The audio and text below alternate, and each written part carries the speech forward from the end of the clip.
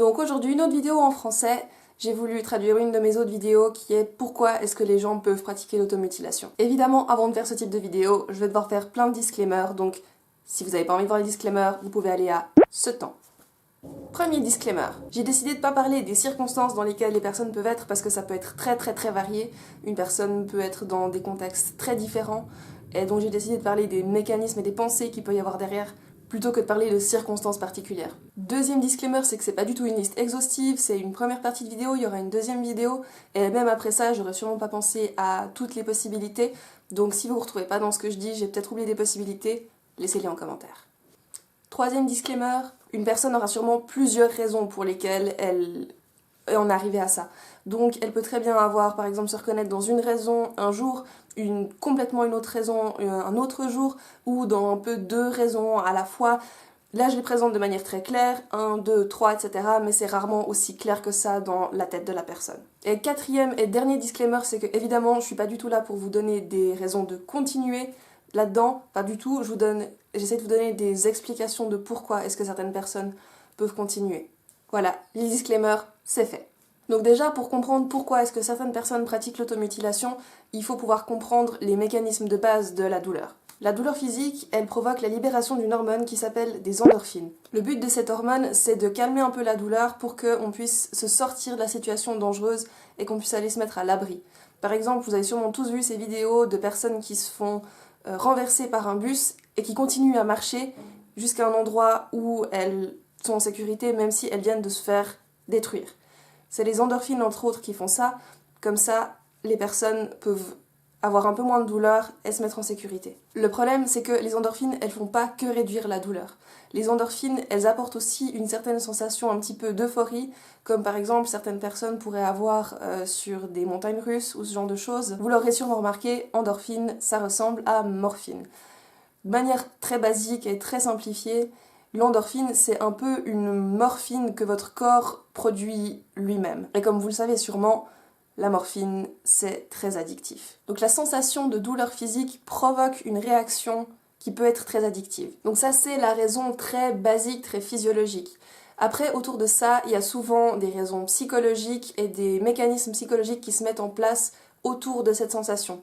Et c'est de ça dont je voulais parler un peu plus aujourd'hui. Donc c'est parti. Première raison, c'est pour avoir une sensation de contrôle. Certaines personnes se sentent très peu en contrôle de leur vie, de leurs émotions, de ce qui se passe, de comment elles se sentent, etc.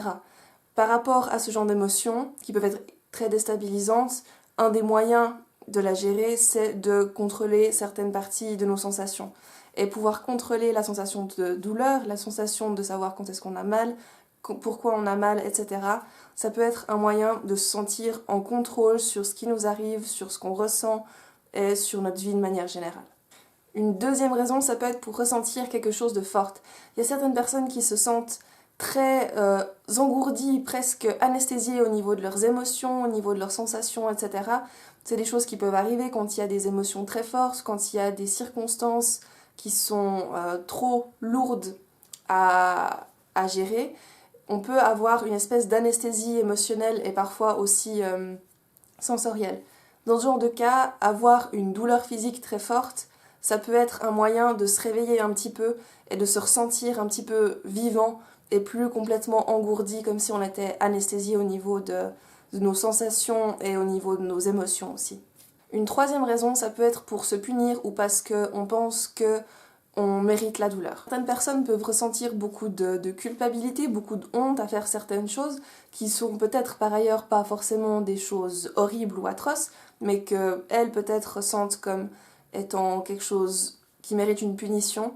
Et dans ce genre de cas, avoir de la douleur physique, ça peut être un moyen de se punir soi-même. Je sais que ça peut peut-être paraître assez difficile à imaginer, mais c'est vraiment quelque chose que certaines personnes peuvent ressentir. Et la quatrième et dernière raison dont je vais parler aujourd'hui, comme je vous ai dit, je ferai une deuxième vidéo bientôt. Cette raison, c'est pas vraiment une raison pour laquelle les gens commencent, mais c'est plutôt une raison pour laquelle la grande majorité des gens va continuer plusieurs fois. Et cette raison, c'est à cause d'une addiction. Comme je vous ai dit au début, la douleur physique, ça provoque une sensation qui peut être très addictive. Et ça provoque des hormones qui peuvent être très addictives aussi.